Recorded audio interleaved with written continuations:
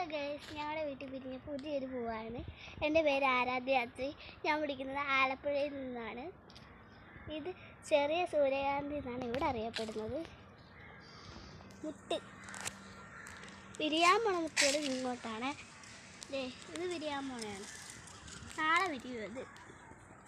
ഇതിൻ്റെ ഇതാണ് വിത്ത്. ഇതിങ്ങനെ അടന്നു പോരും. ഇതെന്താണെന്ന് എനിക്ക് അറിഞ്ഞൂടെ. ഇതിൻ്റെ പേര് ഇത് നാരങ്ങ, ചെറുനാരങ്ങ.